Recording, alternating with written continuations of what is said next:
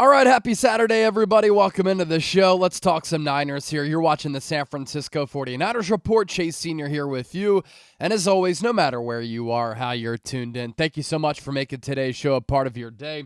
And I hope everybody out there is having an awesome weekend.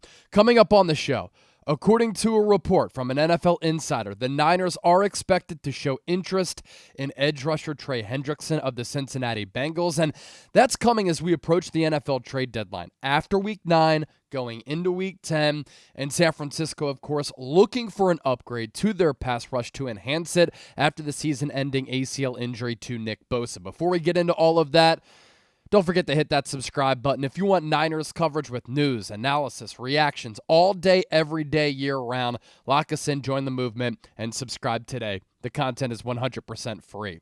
So, John Lynch earlier this week, we talked about this earlier on the show, on making a trade to improve the pass rush. He said this on the radio, quote, "I'm having a lot of conversations, a lot of good and productive ones. It is a premium position, so teams don't like just letting those guys out the door when they're good football players. So you have to identify the right guy that, number one, is going to help us. Right now, I'm real proud of the effort our guys are playing with, and if we find a way to make our football team better and it aligns, then we will not be shy on pulling the trigger. It's not for the lack of putting in the work. We're doing that, and if everything aligns, we'll see." So a couple of takeaways from that extended quote from John Lynch. A lot of people wonder, a lot of people ask down in the comment section, Chase, why do you talk about trade rumors? Only talk about them when it happens. Look up the word rumor. And when there are reports out there about San Francisco making a huge move to improve their roster, this is a Niners talk show. I have to inform Niners fans who watch this show all around the world. We've reached nearly 4 million people over the last month. And so that is newsworthy, and it is my job to talk about it. That's number one. Number two, Chase, you talk about these trades and they never come true. Did you say that when I talked about the Bryce Huff trade in March, and then a few months later, the Niners made that move? Did you say that when I talked about the Niners trading for Chase Young, and then a couple of weeks later, they did? Did you say that when I talked about a Christian McCaffrey trade back during the 2022 season, and then a week or two after that, the Niners traded for Christian McCaffrey? I have been ahead of the game and discussing a lot of these potential moves for San Francisco, and a lot of times they have happened. And so this is a very important story for San Francisco.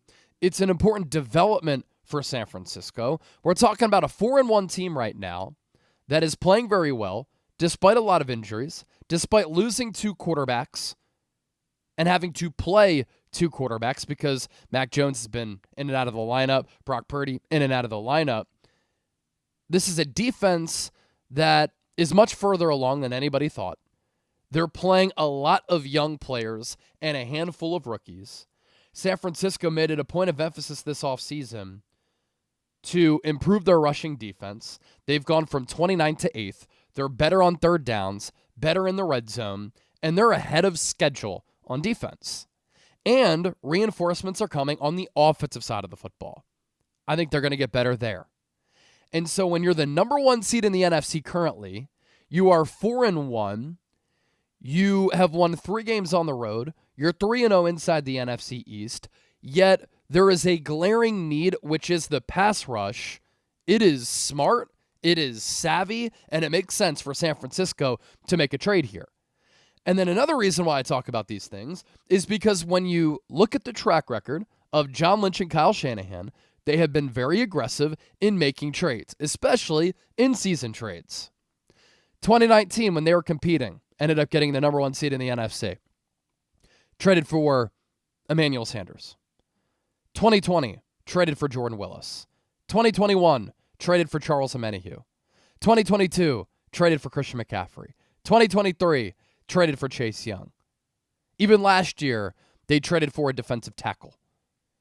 So John Lynch has shown a willingness to make moves to improve the ball club when the Niners have shown that they are a competitive football team. That's why I talk about these things here on the show. Really isn't that hard to comprehend. Because when Lynch and Shanahan keep doing these things, you have an indication that it's moving in that type of direction. Some people will say, clickbait. Is it clickbait then when it happens? A little bit after I talk about it? I think a skill in this business as a broadcaster is be able to forecast things, being able to predict things, have a feel for what might happen in game, in a season, and with roster moves. And we have seen a massive shift with how these general managers go about business with these in-season moves. When I was growing up, seldom, if ever, did teams make in-season trades. It was so rare, and it didn't happen because GMs and coaches would say, we can't get that player acclimated. Now, it happens all the time, and we see big moves happen in season. And then another part of this conversation, based upon the quote that John Lynch had said on the radio, some people have asked Chase, why haven't the Niners made a move yet? Well, they have to wait to see what teams could sell, what teams are going to buy, what teams win games, what teams lose games, and they want to gauge San Francisco, how well their defense performs without having to make a move. Clearly, though, in the last 2 games, and I'll get to these numbers soon, the pass rush has been lacking. And you cannot be a contender and beat elite teams if you can't get after the quarterback. Outside of having a quarterback, it's probably the number one recipe to try to win a championship. Get after the quarterback. See what the Philadelphia Eagles did last year against the Kansas City Chiefs. Look at how Patrick Mahomes has lost the 2 Super Bowls that he's lost. The Eagles were all over him, and then the Buccaneers back in 2020 set a record for the amount of quarterback pressures in a Super Bowl. How did the New York Giants beat Tom Brady twice? With their defensive line. And so the Niners need to enhance and improve their pass rush, undoubtedly. And then lastly, from that John Lynch quote, they don't want to make a move that severely hampers their future financials and draft picks if it doesn't really help move the needle. This is a hybrid rebuild and a reset that we've seen this organization operate with or dive into last offseason, this past offseason, going into this year. And they still want to maintain some of that flexibility. So they want to make sure that if they make a move, it makes sense financially with their draft picks and for their roster. Now, why do the Niners need to make a move for a pass rusher? Because the last 2 full games without Nick Bosa, against Jacksonville, against the Rams, the Niners have a total of 1 sack and 1 quarterback hit. Can't win long-term that way against elite teams. You're also going up against some pretty damn good quarterbacks for the rest of the year, and the schedule that we thought was going to be the easiest in the NFL has more difficult games now, and it always happens that way because the year-over-year changes that we see and teams going worst to first and the teams that come out of nowhere who are terrible, who become good, it happens on an annual basis in the NFL. That's why they call it a league of parity. And so the 49ers, on top of those numbers the last 2 games, pass rush-wise, have only 6 sacks on the season. That is tied for the second fewest in the National Football League. 2 of them belong to Nick Bosa, who's gone for the year. Bryce Huff, what a move that's ended up being for San Francisco, called it back in March, recorded his 3rd sack of the season against the Rams. And Upton Stout has the other one. So the only 2 edge rushers on the Niners who have sacks, Bryce Huff, Nick Bosa. One of them is out for the year. The other player who has a sack for San Francisco is a slot corner. See what I'm getting at here? The Niners also rank 2nd to last in the NFL in pressure rate. And while there have been encouraging signs from some of the young players along this defensive line, Mikael Williams has taken on double teams at a crazy rate. Alfred Collins, what a play against the Rams. CJ West has some juice. It's pretty obvious that that defensive line needs a boost after losing such a huge piece of Nick Bosa. Now, as for that report from Diana Rossini,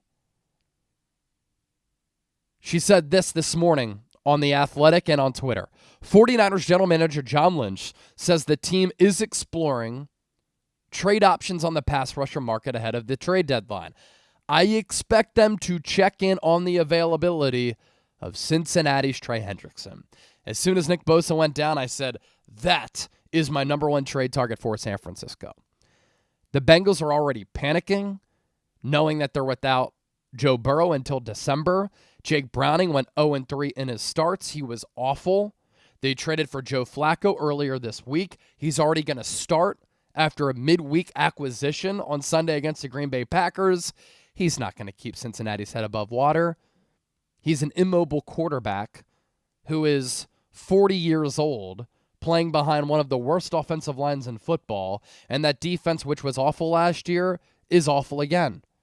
And so if the Bengals continue to lose games, they'll become sellers, and it makes sense for them from a football standpoint to sell and trade away Hendrickson when they only gave him a pay raise for this year and did not give him a contract extension.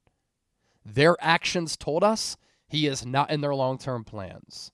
Their actions for years have told us they're a historically cheap organization. So I think that it is in play for the Bengals to trade Hendrickson, get some draft picks back, build through the draft. Those players become affordable assets, and in turn, Cincinnati gets value back for a player who they would otherwise lose this offseason, where if he walked after the year and you held on to him, you would get nothing back for him. Instead, if you trade him during the year, you get some draft picks back.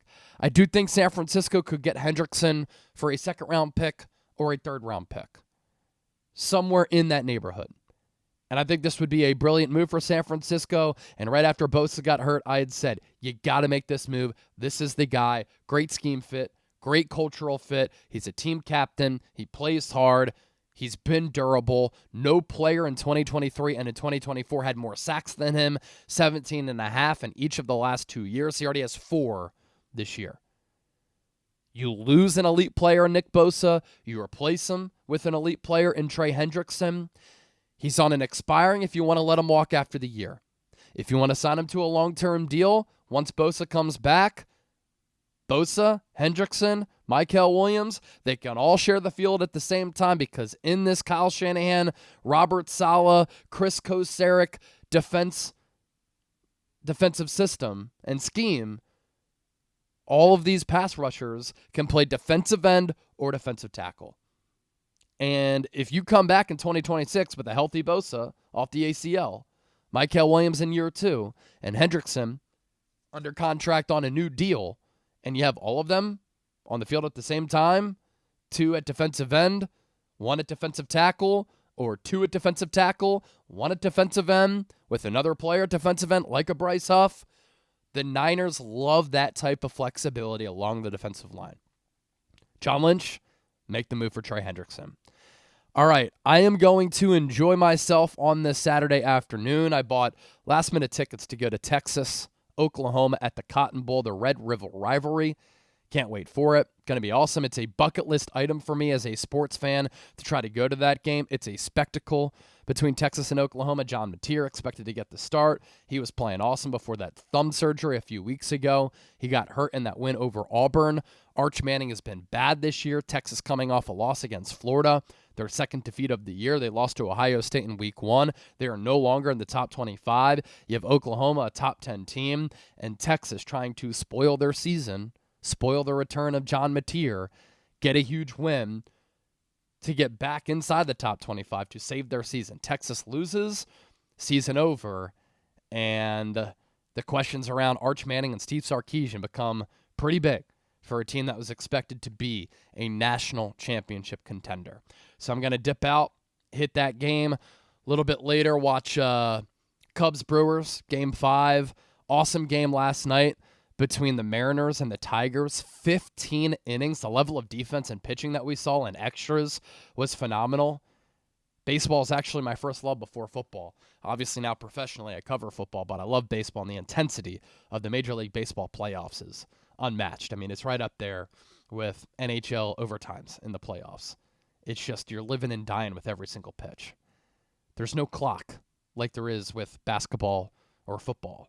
And so you never know when that game is going to end, just like hockey. All right, don't forget to hit that subscribe button. Thanks for watching the 49ers Report. I'll catch you soon. Watch party tomorrow. Niners Bucks. Can't wait.